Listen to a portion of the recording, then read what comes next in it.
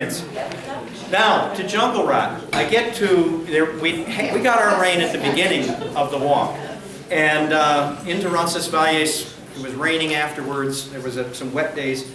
About 5 days beyond that, I start hearing people having foot issues. And we were in a room, there was two other gals, and Katie and I sharing this room. And this one gal from Belgium was really complaining about her feet. And I said, well, do you mind if I take a look at them?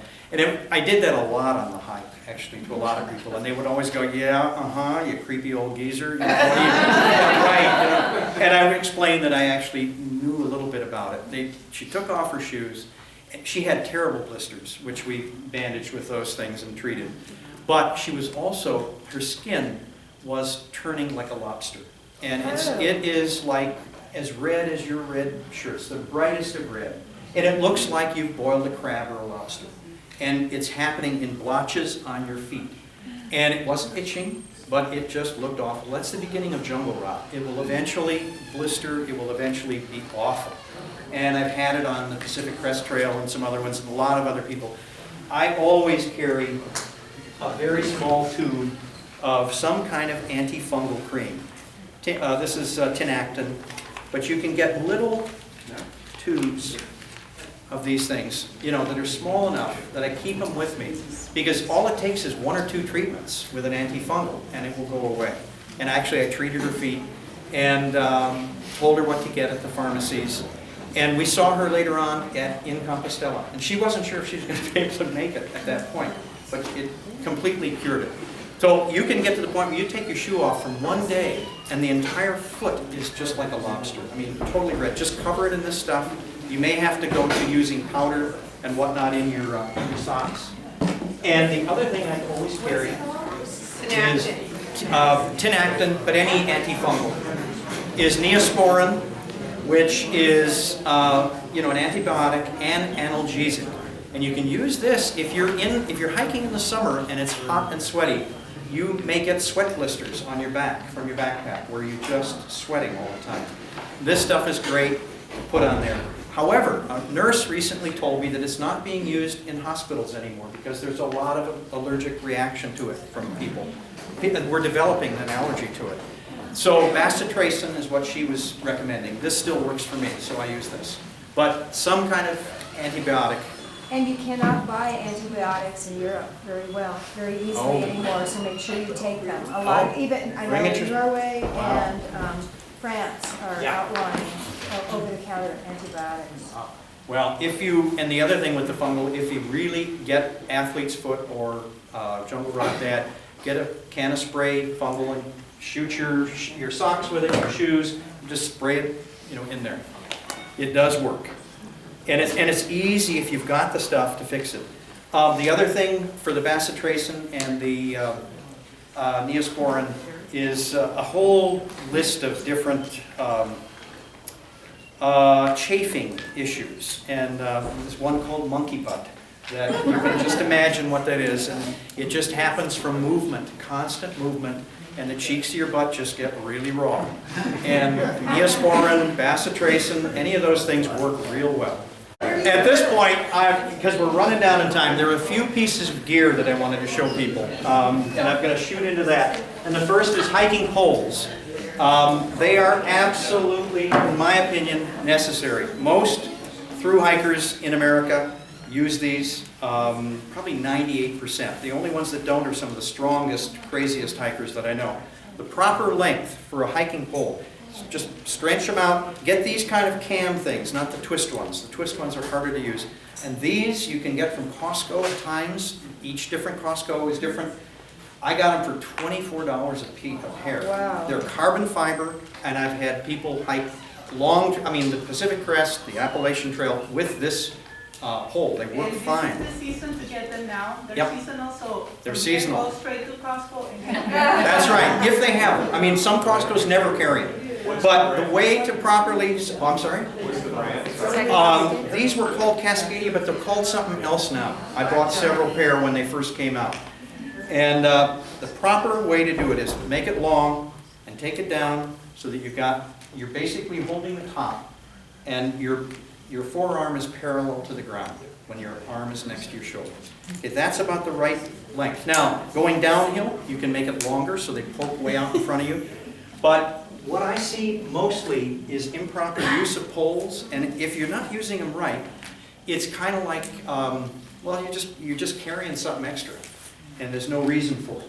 And there's a little bit of a technique to using poles. And downhill, you would, and first of all, take your hand up through the strap. Comes up through the bottom of the strap. Open your hand out. It's like a ski pole properly held. So that you don't actually, when you come up from the bottom, it's right between your thumb and forefinger, and you don't actually have to hold it much. It just kind of swings there easily. If you're gripping it, you're going to really get tired hands and tired arms. But if you are going downhill, of course, poke them out in front and walk with them that way. They will give, I had terrible knee problems for many years, and part of getting over those was starting to use poles about 12 years ago.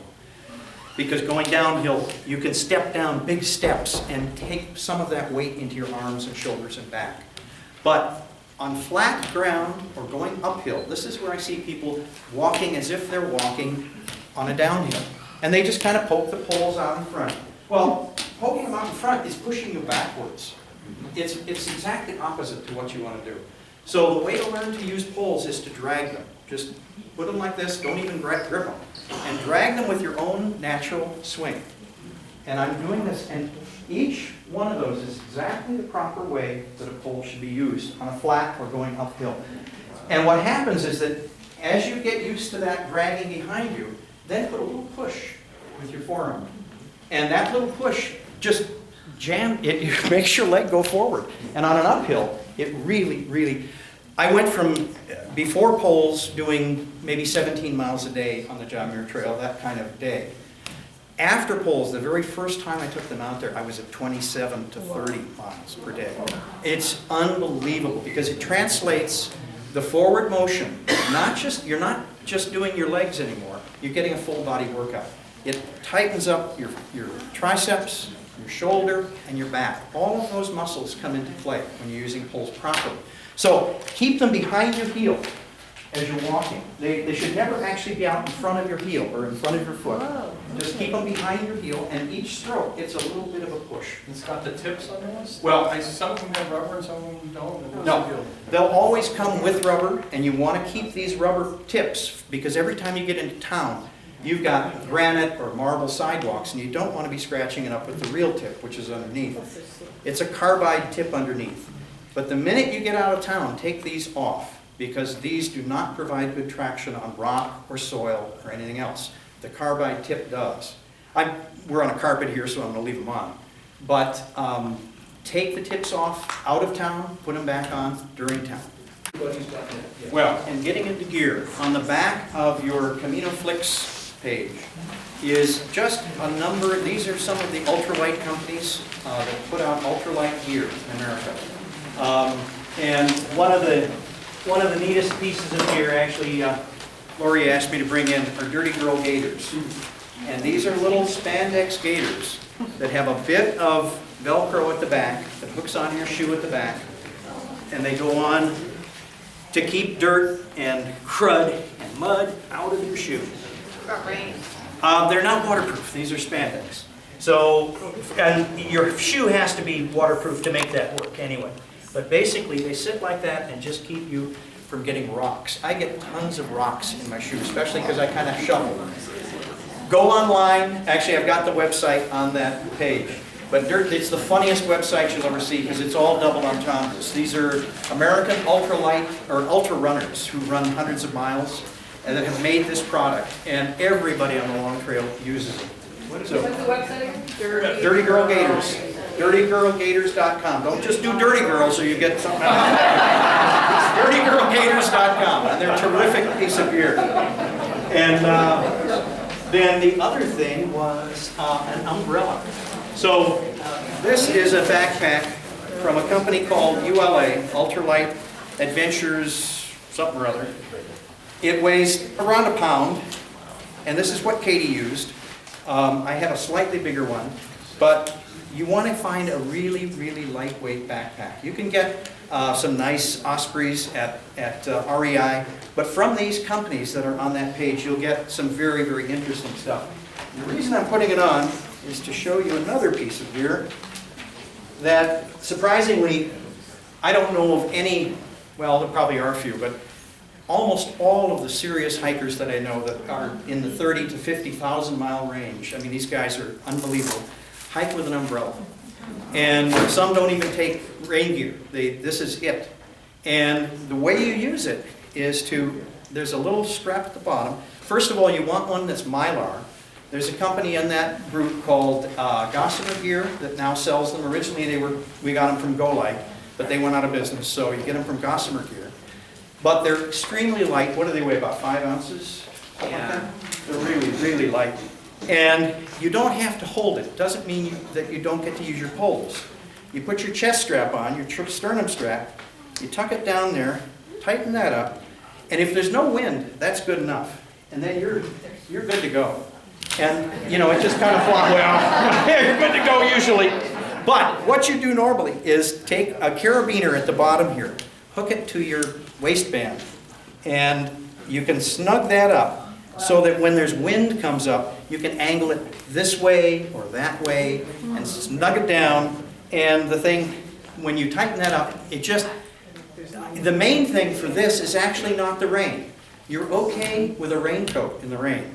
This is for the sun, and it reflects the heat of the meseta. And we popped ours, we were out there in the spring, and we popped it every time we would use our umbrellas. The Spaniards that were driving by would go, yeah! Because they knew, you know, we knew what we were doing. Can you turn around? What's that? Can you turn around so we can... Sure, I'm sorry. It just hooks to your waistband, and you can hook it over this way. Under the chest. There, and it's under the chest strap. Yeah, you guys get ripped off. You can't see it back here. But anyway, an umbrella is surprisingly the greatest hikers in the world hike with umbrellas now. So that's another little piece of gear. It's great for the wind, too. Oh, they're great in the wind. Then, now bed bugs, before we close. Bed bugs are for real. We met people with lines going up their arm. It looked like they were slamming heroin, you know, going right up their arm. And it's yucky, and it's real. But permethrin is very effective against bed bugs. I've read some things that say it isn't, but I've read a lot of things that say it is. Permethrin. Permethrin. P-E-R. You can get it at Sawyer is the company, and it's P-E-R-M-E-T-H-R-I-N. And it is a synthetic version of pyrethrum. And pyrethrum is the chemical that's in chrysanthemums that causes, when a bug bites a chrysanthemum, they die. They have a natural insecticide in it. This is very, very toxic when it's in its liquid form, when you're using it. So you wear gloves when you apply it to your gear. But when it dries, it's inert to humans. It's no problem at all. I mean, we eat chrysanthemums. It's part of Japanese cuisine, you know, chrysanthemum flowers. And so it doesn't bother us when it's not in, whatever they have it in solution here is a problem. It's a problem with cats, it's a problem with fish, and it's something you shouldn't get on your skin. So you be careful when you apply it. We applied it to, I went to Britex over in the city, that wonderful old fabric store, and got some suit lining material for almost nothing, and created our own sheets. And then I soaked these in permethrin, and you know, let them dry. Once they're dry, they're fine. But we would spread these on the beds, and every albergue we came to. And you just feel better. You're on your own clean piece of cloth. I mean, hundreds of people have been in that bed and using those blankets, and they're not washing the blankets every day. And it just felt good to have your own stuff. Now, you can get from a company called Ex Officio clothing that is impregnated with permethrin. You do it yourself, it's good for, I think, 12 washings, 10 or 12 washings. If you buy a piece of clothing from Ex Officio, it's good for 70 washings. And this has that same chemical impregnated in it, and you buy it that way. Also, the company that does this for Ex Officio is called Insect Shield. They're in North Carolina, and this is a great company. any clothing you're gonna sleep in, send to the company. If you go on their website, they will, take it. It's not cheap. I mean, it's not expensive. I'm trying to think what it was. It's like $6 or $8 per item. But if you've got long johns you're gonna wear, whatever you're gonna sleep in, have it treated. And Wow. then you send it to them, they send it right back, all nice and laundered and beautiful. What's that website? It's called Insect Shield. And it's a great company. I've used them for many years now. But they are terrific. And let's What do you see. think of those silk sleeping bag liners, those bags you buy? I don't like the constriction personally. That's why I like this just as a They're sheet. hot. Absolutely. What's that material? This material is a suit lining material. It's the cheapest thing they have. You just ask the gal, What's it made out of? polyester of some kind. It's just cheap stuff.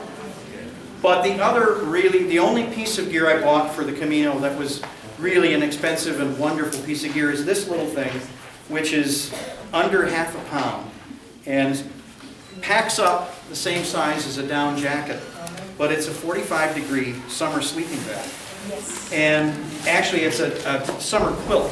And when this thing fluffs up, it is fabulous. And this was also treated with permethrin. Our backpacks were sprayed with permethrin.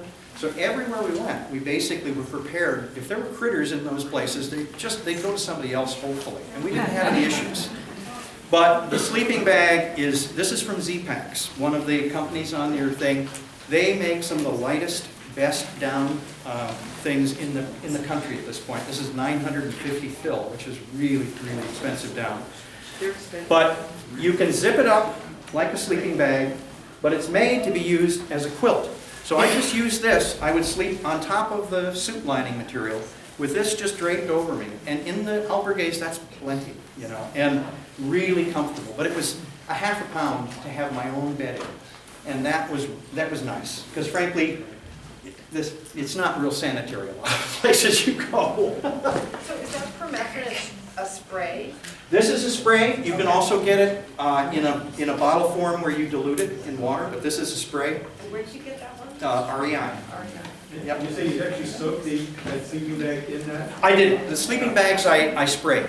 Spray with it. I actually just sprayed the outside of them, and the backpack I sprayed the outside of. The sheet that we used, it was just easier to just dip it in. I poured some of this into a bucket, and with gloves on, just dipped it in there, hung it on a line, and let it dry. Once it's dry, it's fine. And it only lasts a certain amount of time. It's not even toxic forever, so. But doesn't seem to hurt humans, unless if that bothers you. The other thing to bring is a packed towel. I think there was one albergue that we saw that had towels for you, to bring a small, lightweight towel. And the other thing is you don't want to carry your backpack into town after siesta. So this is Sea to Summit, and Sea to Summit does some really nice ultralight. This weighs, I think it was 2.5 ounces, but it's a little backpack that folds up into nothing. And you've got 2 straps so we could do our shopping.